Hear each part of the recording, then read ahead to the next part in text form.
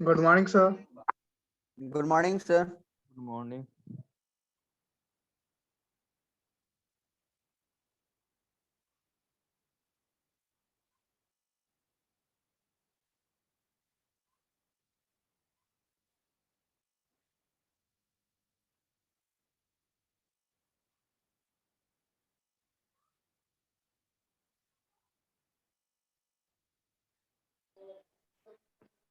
Good morning, sir.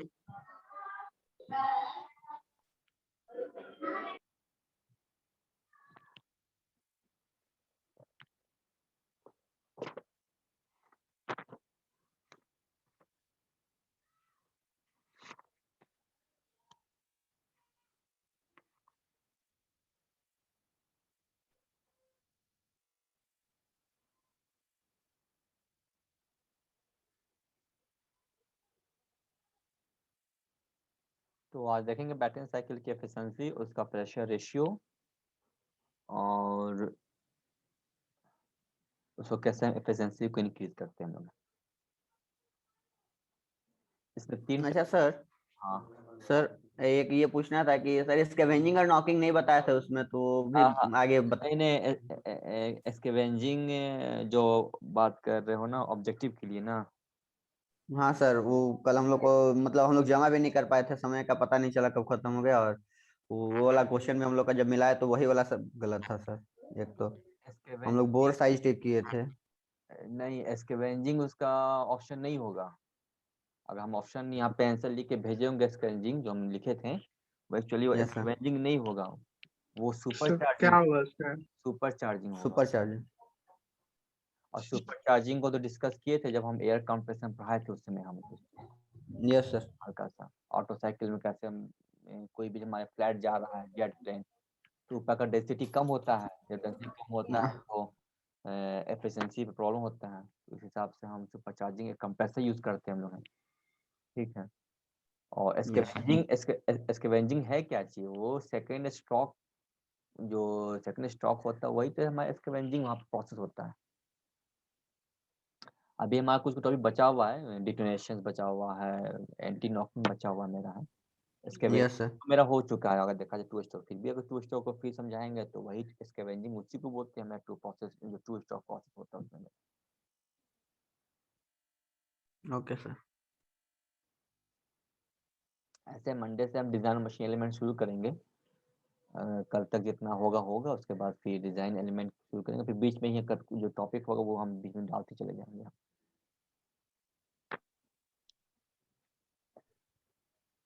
तो शुरू करते हैं। ये पिक्चर अगर साफ साफ दिखाई देता होगा, तुम लोग को दिखाई दे रहा है पिक्चर साफ साफ यस सर, दिख रहा है। क्लियर दिखाई देता होगा? Yes sir. तो हम यहाँ से डायग्राम उठा रहे हैं, टीएच यहाँ पर टीएच डायग्राम है और मेरा पीवी डायग्राम है फॉर द ब्रैटन साइकिल। तो ब्रैटन साइकिल जो है हमारा वो हीट एडिशंस प्रोसेस जो हो रहा है, मतलब कि यहाँ पे 0 से 1 माना गया है। ओके, तो 0 से 1 हो गया कंप्रेशन प्रोसेस, जो हमारा एडियाबैटिक प्रोसेस होता है। उसके बाद 1 से 2 हो गया heat addition, constant pressure. Heat addition okay at constant pressure P equal to C। उसके बाद 2 से 3 हो गया expansion process,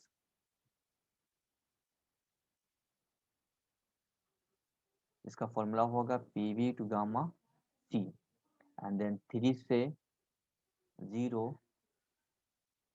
heat rejection,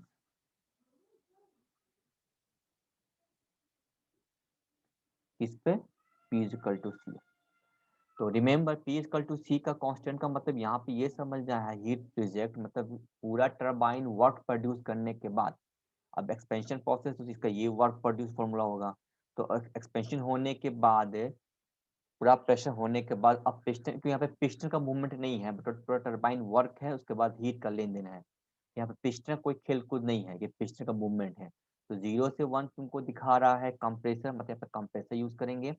compressor दो तरह का होता है, एक होता है एक्सियल कंप्रेसर, एक होता है सेंट्रीफ्यूगल कंप्रेसर, जो हम डिस्कस किए थे। फिर यहाँ पे कंप्रेसर के भी एफिशिएंसी को भी फोकस करते हुए चलना था। ये गौर करो कि कंप्रेसर के एफिशिएंसी को बढ़ाने के लिए हम लोग क्या यूज करते थे?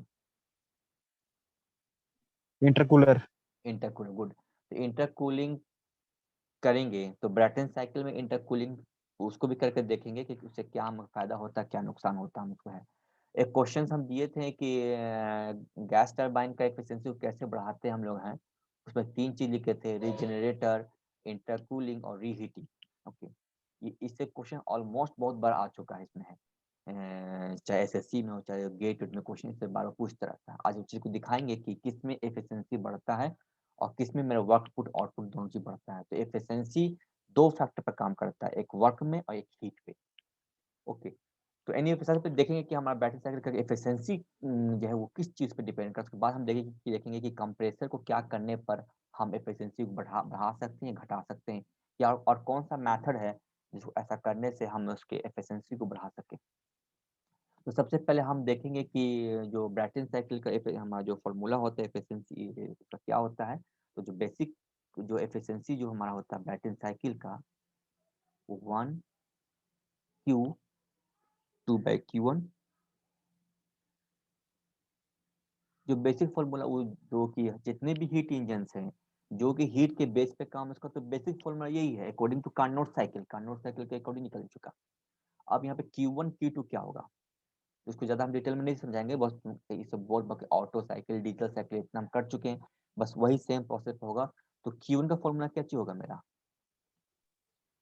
एम मास सी भी of the air and CP D into CP dt। फिलहाल यहाँ T2 minus T1। yes sir, T1। यहाँ पे हम इसको 1 कर रहे हैं, इसको 2 कर रहे हैं, इसको 3 कर रहे हैं और 4 कर रहे हैं। Okay, T2 minus। ठीक है ना, वो था मैथ को इजी करने के लिए। तो कितना हीट कितना हो जाएगा, T3 माइनस T2 और Q2 क्या हो जाएगा, मास CP, बोलो। T3 minus T4। ओके, तो बस पुट कर देते हैं और ये सब काम तुम लोग करोगे, सब बार हम इतना नहीं देंगे इतना काम करना। तो पुट कर देंगे, क्या बच जाएगा मेरे पास, sir T4 minus T1 by T3 minus T2। ये टेम्परेचर का फंक्शन रहा क्या है। अब टेम्परेचर को चेंज करना होगा, हमको देखना है कौन कौन सा फैक्टर डिपेंड करना है, तो हम प्रोसेस का यूज कर लेंगे। ओके, तो जब मैं टेम्परेचर का फंक्शन आ गया तो हम क्या यूज करेंगे, 1 से 2 यूज कर लेंगे। ओके, 1 से 2, yes sir। 3 से 4 यूज कर लेंगे हम लोग yes sir. Direct, yes sir। कि मेरे पास किताब अवेलेबल है तो हम किताब को फॉलो करते हुए हम डायरेक्ट ये सब थोड़ा सा तुम लोग देखोगे तो इजी हो जाएगा तुम्हारे लिए। तो सीधे हम प्रोसेस चलेंगे 1 से 2। ओके, तो 1 से 2 क्या होगा मेरा, एडियाबैटिक T1, हाँ बिल्कुल रिवर्सिबल एडियाबैटिक होगा T2। तो pressure P2/P1 to the power gamma minus mu. By gamma. Okay, then yes sir। अब आ जाओ T4 से मतलब कि टरबाइन जो है वो चल जाओ, तो क्या होगा मेरा, T3 T4 by T3। क्या निकलेगा इसका,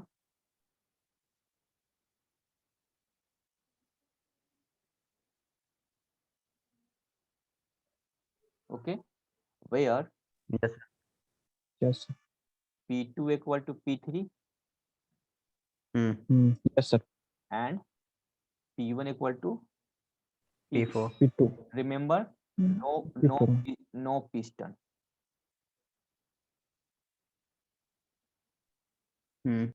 ओके, टरबाइन का पूरा टोटल वर्क निकल के वो कहाँ भेज दिया, हीट एक्सचेंजर पे भेज दिया है। इसका पिक्चर तुम लोग को तो याद होगा कैसे कैसे बनता है। तो यस ये कंप्रेसर, ये हो गया कंबसन चेम्बर, ये हो गया वर्क टरबाइन heat exchanger। और हीट एक्सचेंजर्स।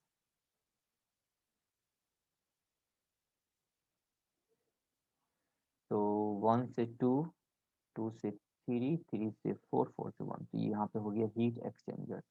यहाँ पर हम हीट दे रहे हैं, कंबसन चैम्बर के हीट Q1 दे रहे हैं। तो इसलिए यहाँ से P1 निकले, यहाँ पे हीट एक्सचेंजर है, जो हीट एक्सचेंजर तो पढ़े होगे हीट एक्सचेंजर एक ऐसा प्रोसेस, अच्छा हीट एक्सचेंजर में कौन सा प्रोसेस से हीट को एक्सचेंज करता है?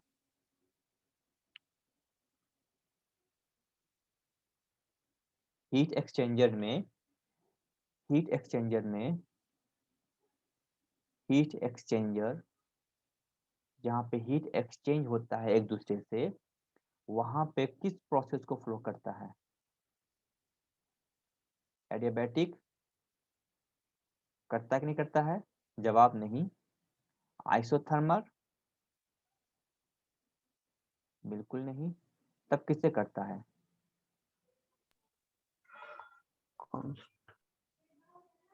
Constant pressure.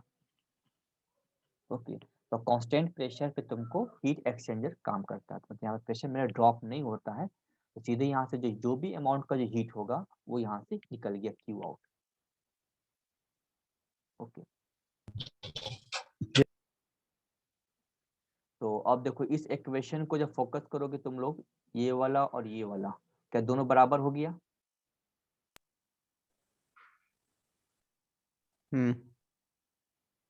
T2/T1 and T3/T4 yes sir, हो जाएगा। बराबर हो यस सर, गया। हो जाएगा। तो जब हो जाएगा तो फिर बहुत इजी हो गया। तो मेरा क्या लिख सकते हैं?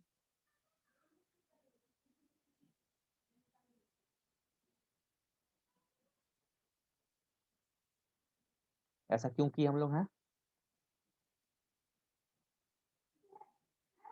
देखो ये तो मेरा इक्वेशन आया था, यस सर। ठीक है। इस T4 को हम यहाँ ले गए, ठीक है, और T2 को यहाँ ले आए, तो क्या बन गया? T4/T1 equal to T3/T2। T4 दोनों में से मैच कौन T2 यस सर। सबको मैच कर, ताकि मेरा इक्वेशन जो आएगा वो आएगा ऐसा, T4 T1/T1 equal to T3/T2/T2। अच्छा, इक्वेशन में है क्या कि मेरा T4/T1 है, T4/T1 ऊपर में है, तो कैसे बढ़ जाएगा फिर मेरा ये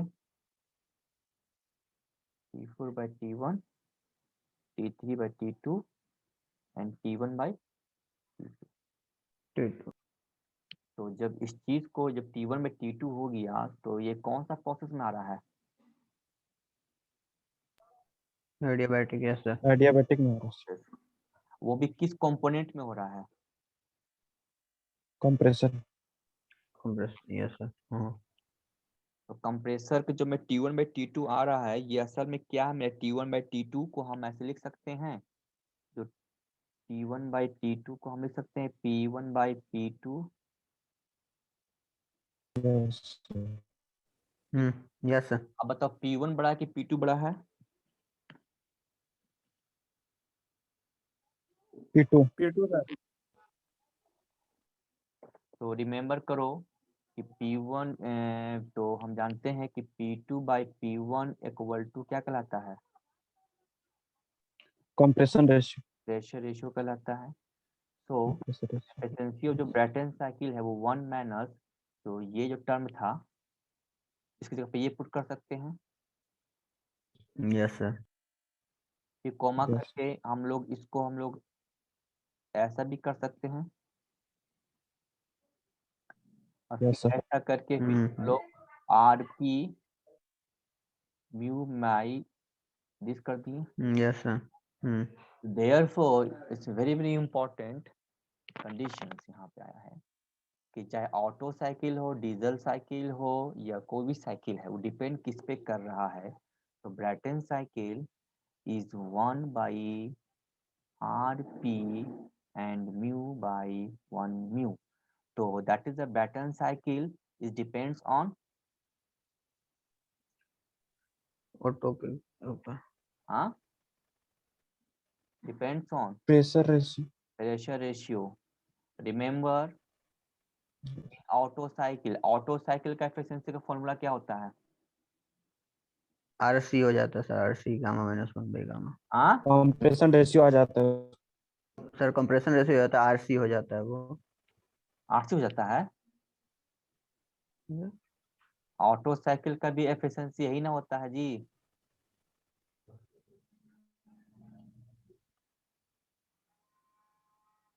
ऑटो साइकिल का भी फॉर्मूला यही होता है। सर भाई वहां पे क्या लिखे थे हम लोग?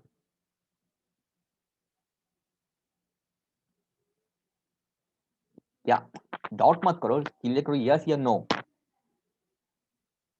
सर शायद कंप्रेशन रेशियो पे डिपेंड करता है, लेकिन सर वो ना चलो तो वेरी गुड, बहुत अच्छा, एकदम सही बोले तुम कि सर ऑटो साइकिल तो डिपेंड करता है हमारा 1/1 RC पे। Yes sir. ये ऐसा ही यस था, सर। ऐसा ही था।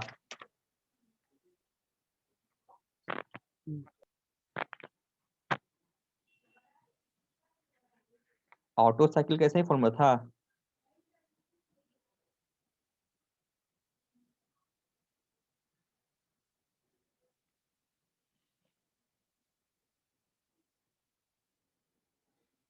सर नीचे म्यू नहीं होगा सर। वेरी गुड, नीचे भी नहीं होगा। तो फाइनली जो ऑटो साइकिल का जो एफिशिएंसी जो होता है हम जो कैलकुलेट किए थे 1/RC एंड म्यू -1 है। So this is the compression ratio.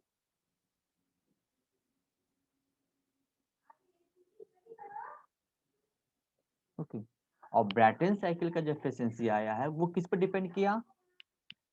Pressure ratio के ऊपर। प्रेशर रेशियो पे डिपेंड किया।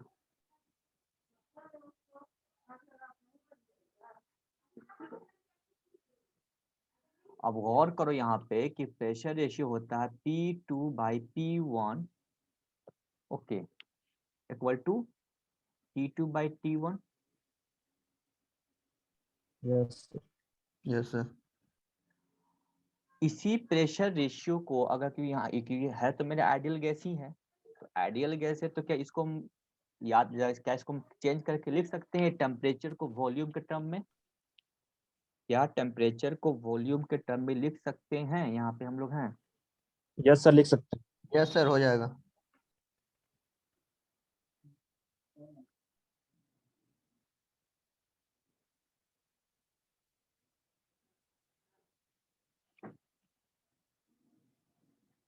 सेम चीज, T2/T1 equal to pressure ratio and T2/T1 equal to compression ratio V2/V1।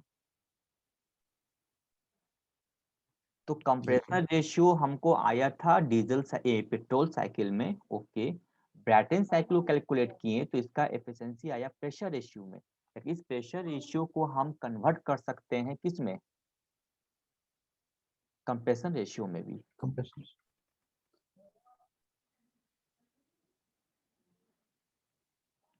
So Bretton cycle और compression auto cycle दोनों का efficiency same है।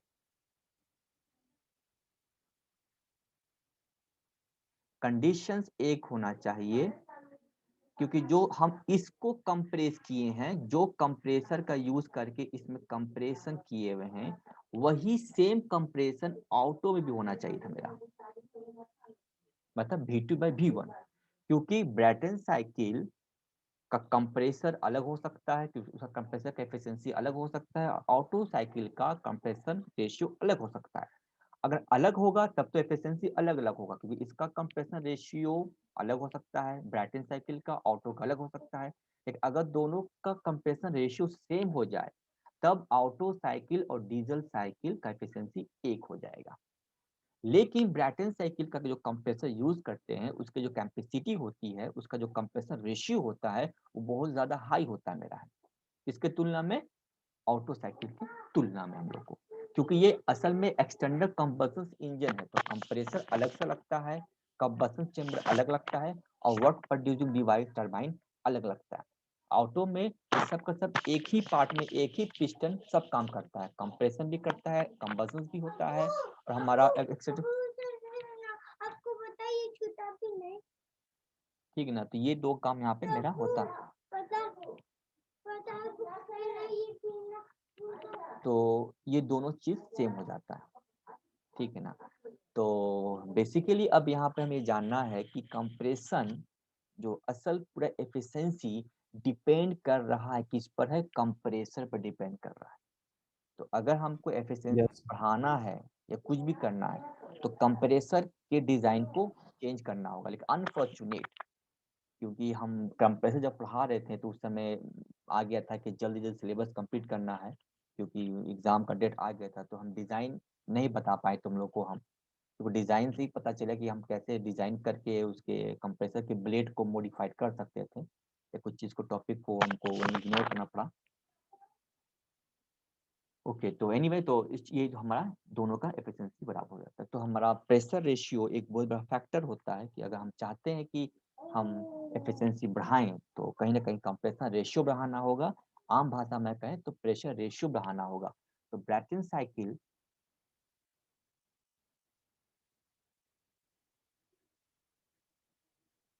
वो प्रेशर रेशियो पर हमारा डिपेंड कर रहा है या कंप्रेशन रेशियो पर डिपेंड कर रहा है।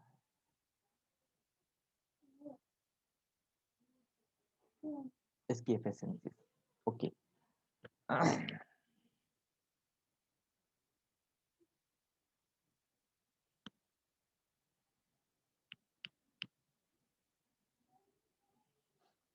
अब एक जहन तुम लोग क्वेश्चन आना चाहिए था कि सर जब हम एफिशिएंसी कैलकुलेट किए तो वहां प्रेशर रेशियो दिखाई दिया, जबकि एफिशिएंसी ब्रैटन साइकिल का जो कोई भी साइकिल का कोई भी ऑर्डर इसका बहुत सिंपल फॉर्मूला होता है सर, W/Q होता है। Yes sir. W अगर W तो टरबाइन का होता है यस सर। और Q1 होता है हीट एक्सचेंजर का। Yes sir. तो यहाँ तो कहीं भी कंप्रेसर का नामो निशान नहीं आ रहा है। और जब Yes, sir. कैलकुलेट किए तो प्रेशर रेशियो पर डिपेंड किया है। क्या इसका मतलब टरबाइन के वर्क पर प्रोड्यूस नहीं किया, क्या हीट एक्सचेंजर पे प्रोड्यूस नहीं किया? क्या ये जहन में सवाल उठा कि अभी उठा या नहीं उठना चाहिए था? सर उठना चाहिए था। जब उठना चाहिए था तो उठा काहे नहीं?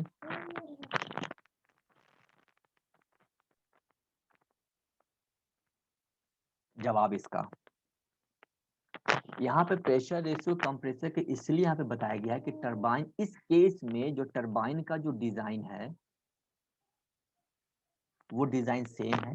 डिजाइन का मतलब ये हो रहा मेरा है कि टरबाइन का जो भी ब्लेड का डिजाइन है, जो इसका डायमेंशंस है, टरबाइन जैसा भी है वो सेम है। ओके, हीट एक्सचेंजर जितना फ्यूल हम देंगे, जितना फ्यूल देंगे, जो फ्यूल यूज करेंगे, जैसे फॉर एग्जांपल हम नेफ्टा यूज करेंगे या डीजल यूज करेंगे या कोई दूसरा कुछ नेचुरल ऑयल यूज करेंगे, वो फ्यूल का क्वांटिटी सेम ही रहेगा। हीट एक्सचेंजर का जो डिजाइन है वो सेम रहेगा।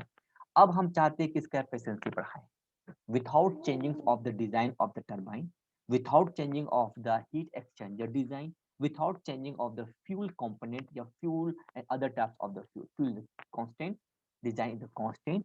मेरे पास पैसा बहुत कम है कंपनी के पास, तो हम छोटा मोटा टरबाइन बना दिए, डिजाइन हम थोड़ा कर दिए अपना हिसाब से, क्योंकि टरबाइन सबसे सबसे तो कॉस्टली पार्ट जो होता है टरबाइन का होता है, तो अपने हिसाब से डिजाइन कर दिए। अब हमको चाहते हैं इसका एफिशिएंसी बढ़ा जाए, ये रीजन है। तो यहाँ पे तुमको W/Q1 दिखा, अब हम कह दें कि भैया इसका एफिशिएंसी बढ़ा के दिखाओ, तो W/Q बिना W और Q को छोड़े, बिना W/Q को छुए हुए, विदाउट एनी चेंजिंग, W/Q कैसे बढ़ाओगे? सर कंप्रेसर में कुछ चेंजेस करना पड़ेगा। Very good, that the pressure ratio that depends on the compressor. Yes. तो यहाँ पर जो W/Q का मतलब यहाँ पे कि W is a constant and Q is a constant, मतलब Q का हीट एक्सचेंजर जो यस डिजाइन सर। है वो सेम है, टरबाइन मेरा सेम है, तो हम एफिशिएंसी कैसे बढ़ाएंगे? तो हम कंप्रेसर के प्रेशर रेशियो को बढ़ा के हम काम कर सकते हैं। ओके, तो ये हमारा प्रेशर रेशियो का मतलब था कि कंप्रेसर रेशियो पर डिपेंड करता है। अब आगे देखते हैं कि प्रेशर रेशियो का क्या इफेक्ट पड़ता है, हमारा कितना तक इफेक्ट इसका पड़ सकता है, वो हम आज का टॉपिक देखेंगे, pressure ratio, effect of the pressure ratio.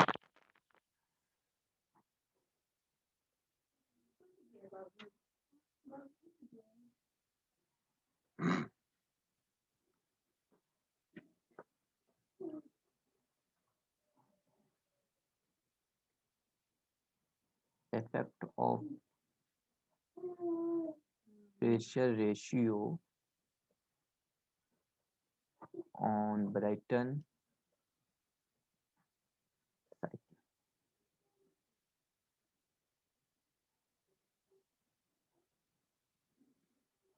Okay तो शुरू करते हैं। सबसे पहले हम लोग बैटरी साइकिल कैपेसिटेंस कैसे बढ़ता है इसका है। इसके लिए तो हम एक बहुत बड़ा सा डायग्राम ड्रॉ करेंगे।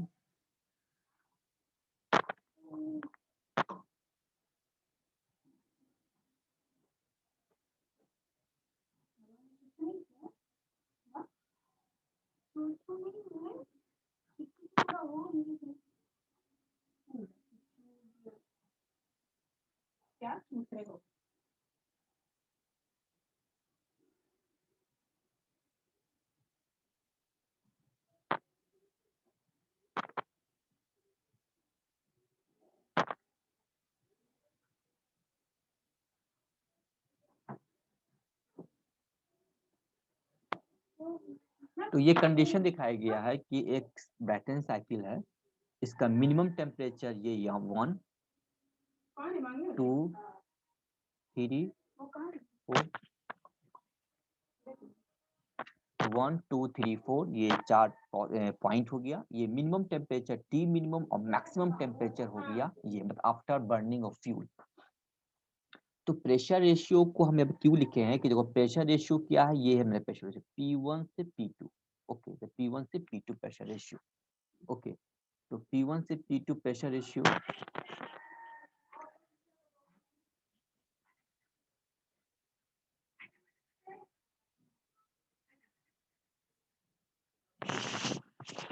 ओके तो P1 से P2 P3 और P4 तो ये हो गया मेरा एक प्रेशर रेशियो। अब हम क्या करते हैं, प्रेशर रेशियो को बढ़ाना है तो चलो प्रेशर रेशियो बढ़ाते हैं। तो ये प्रेशर रेशियो सेम चीज है, सेम डिजाइन जो कंप्रेसर रेशियो, तो वहां से बढ़ा दिए।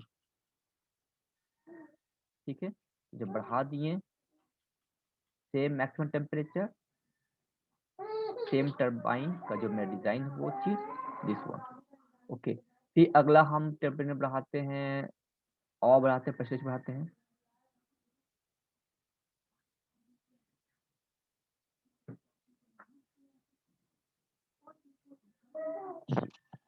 तो पहला जो साइकिल हो गया साइकिल नंबर 1, साइकिल हो गया 1 2 3 4 साइकिल हो गया। दूसरा साइकिल हो गया 1 2 dash dash 3 dash dash and 4 dash dash dash लिखिए। तो 1 2 double dash 3 double dash and 4 double dash. आगे चल जाते हैं, यहाँ पे हो गया 2 triple dash and 3 triple dash and 4 triple dash. तो हो गया 1 2 triple dash and 4 triple dash. ये एक मेरा कंडीशन आ गया जो मेरा साइकिल का कंडीशन यहाँ पे मेरा। तो अब प्रेशर रेशियो सबसे ज्यादा किसका है, प्रेशर रेशियो सबसे ज्यादा इसका है, इसका देखिए 1 से लेके 2 डैश। तो 1 से लेके triple dash is maximum pressure ratio. Pressure ratio सिर्फ हम कंप्रेसर बढ़ा रहे हैं। ओके टरबाइन का जो इनलेट टेम्परेचर है वो मैक्सिमम टेम्परेचर चल रहा है। ओके और जो इन्वायरमेंट का जो टेम्परेचर जो हवा का जो इन्वायरमेंट है कि 1 से ले रहा है, तो 1 से हम सक्शन ले रहे हैं तो 1 सबके लिए 1 कॉमन हो गया। ओके और सबके लिए जो मैक्सिमम टेम्परेचर जो फ्यूल जला के हम तैयार कर रहे हैं वो तुमको मैक्सिमम टेम्परेचर टी मैक्सिमम और टी मिनिमम मिल रहा है। तो अब गौर करना है कि एफिशिएंसी मेरा इंक्रीज कर रहा है। तो एफिशिएंसी इंक्रीज करके प्रेशर रेशियो से इंक्रीज कर, तो सवाल ये है कि कैसे यहाँ पे तुमको पिक्चर में समझ में आएगा कि यहाँ पे मैं मतलब कि मेरा एफिशिएंसी इंक्रीज कर रहा है। तो इसका 2 रीजन है। पहला रीजन है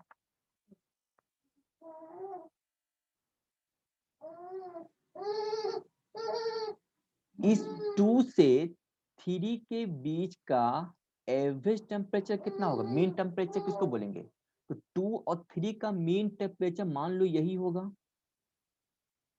ये हो गया मीन टेम्परेचर। कहाँ का? हीट एडिशन का। तो हीट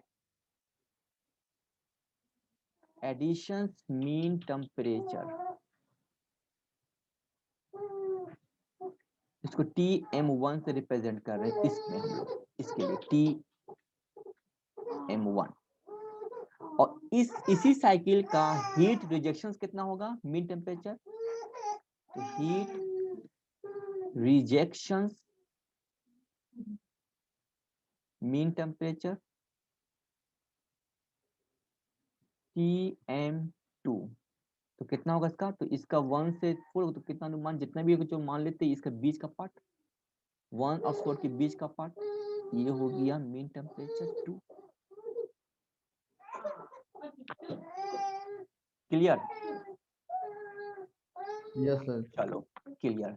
तो अब सवाल ये है कि ऐसा करने का क्या फायदा, आप ऐसा क्यों कर रहे हैं, ऐसा करने से क्या मुझे एफिशिएंसी कहाँ से पता चलेगा? जवाब, क्योंकि हम जानते हैं efficiency of any heat engine is 1 minus Q2/Q1। Okay, इसको हम लिख सकते थे 1/T2/T1, where T1 is greater than T2। T1 का मतलब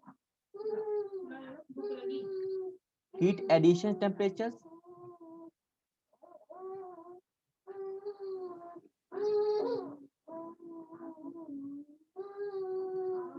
तो T1 का मतलब इस फॉर्मूला का T1 मतलब हो गया heat addition temperature, heat addition temperature. और T2 का मतलब रिजेक्शन। हीट रिजेक्शन टेम्परेचर, किस पार्टिकुलर टेम्परेचर पे हीट रिजेक्ट कर रहा है। अब सोच के बताओ कि अगर T1 बहुत ज्यादा बड़ा है T2 से, तो एफिशिएंसी घटा या बढ़ा?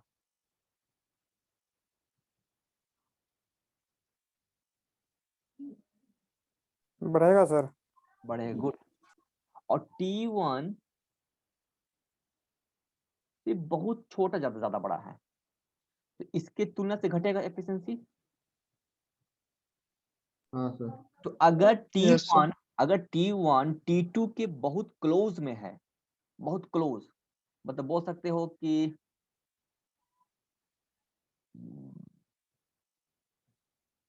T1 is very close to T2, तो एफिशिएंसी क्या हो जाएगा?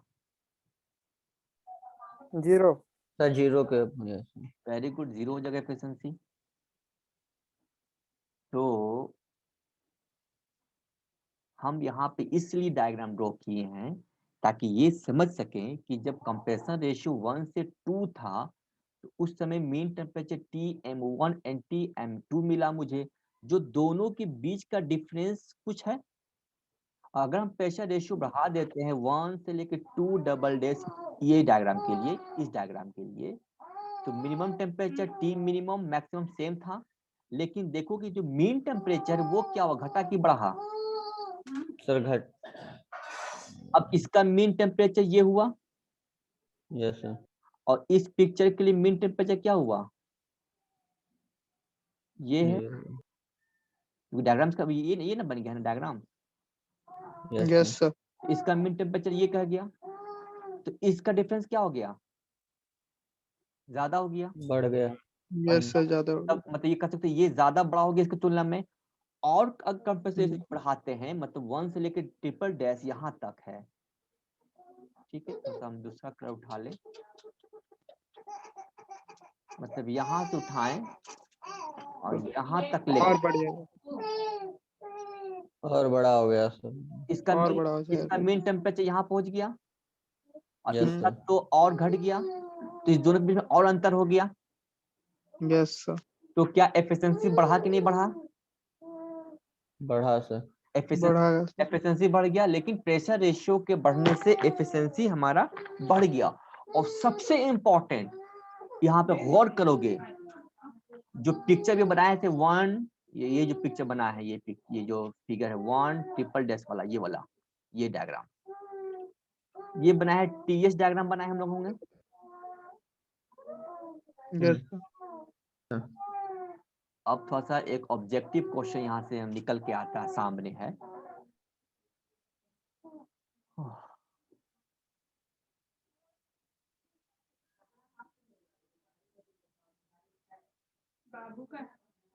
कार्नोट साइकिल का एफिशिएंसी टीएच डायग्राम कैसे निकलता है? कार्नोट साइकिल का एफिशिएंसी, ये सॉरी, कार्नोट साइकिल का डायग्राम, कार्नोट साइकिल का टीएच डायग्राम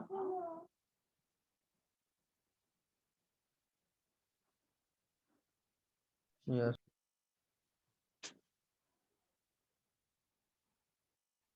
ये निकलता है 1 से 2, 2 से 3, 3 से 4, 1 से 2 कंप्रेस किए, 2 से 3 हीट एडिशंस किए, 3 से 4 वर्क प्रोड्यूस निकाले और फिर ये हीट रिजेक्शन किया।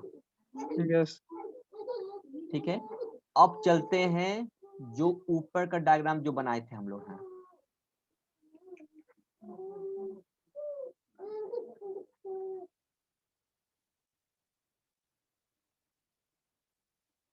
One 2 triple dash, 3 triple dash and 4 triple dash, ये था जिसका प्रेशर रेशियो बहुत ज्यादा था, हाई कर दिए थे हम लोग। Yes yes sir yes sir अब सोच के बताओ, कोई पूछ दे कि प्रेशर रेशियो और बढ़ा दो इसका, मतलब जो 2 था वो और ऊपर कर दो, तो क्या होगा? क्या पिक्चर क्या मिलेगा? सर कार्नोट साइकिल नहीं बन जाएगा, मैच कर जाएगा सर मैक्सिमम हाँ, टेम्परेचर से पूरी तरह। ये किसको और बढ़ाएंगे,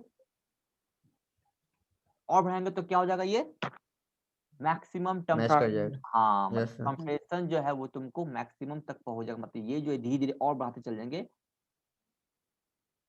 लगभग क्या हो जाएगा? ये लगभग कार्नोट साइकिल का कार्नोट डायग्राम को फॉलो कर जाएगा।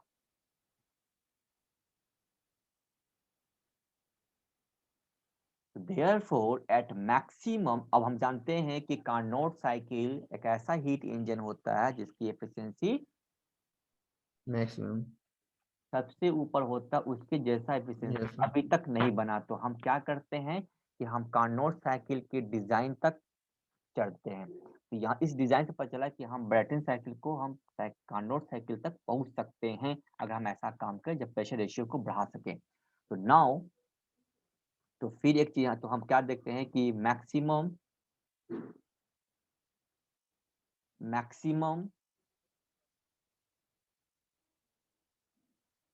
प्रेशर रेशियो, ओके, जिसको हम आरपी मैक्सिमम बोल देते हैं, इस पे क्या होता है कि ब्रेटन साइकिल वो कन्वर्ट हो जाता है कार्नोट साइकिल की तरह बन जाता है।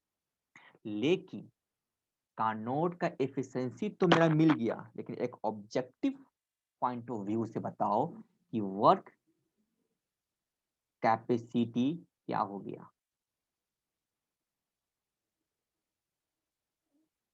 वर्क कैपेसिटी क्या हो जाएगा?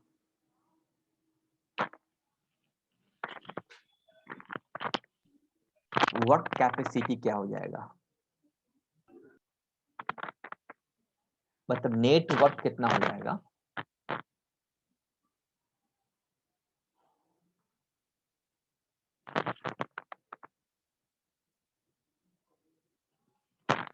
सर डिक्रीज कर रहा है कुछ, क्योंकि सर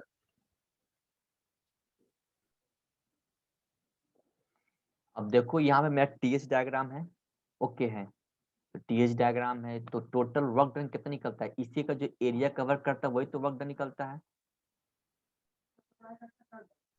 जो एरिया कवर करता है वही वर्क डन निकलता है। तो हम जैसे कंपेरिजन करते हैं तो इसका एरिया क्या होता जाता है? एरिया इसका छोटा होता जाता छोटा, है। मतलब देखोगे कि इसका और एरिया होगा तो और छोटा एरिया, और यस बढ़ाएंगे सर तो और छोटा एरिया। तो इसका मतलब कि जो एरिया जो है वो मतलब ऐसा हो जाए कि कंप्रेसर और हमारा टरबाइन, ये दोनों का वर्क लगभग एक हो जाए, मतलब टोटल नेट वर्क होगा वो क्या हो जाएगा? 0। तो वर्क डन जो होगा मेरा आउटपुट वो क्या होगा? अप्रोक्स 0 के बराबर हो जाएगा। समझे? तो यहाँ पे एक लॉजिक दिमाग में हमें यहाँ पे रखना है। ओके, अच्छा, अगर कंप्रेशन रेशियो, जैसे मैं स्क्रीनशॉट ले लोगे, टाइम खत्म हो जाएगा, फिर से रिज्वाइन कर लोगे, 10 मिनट क्लास और लेंगे हम।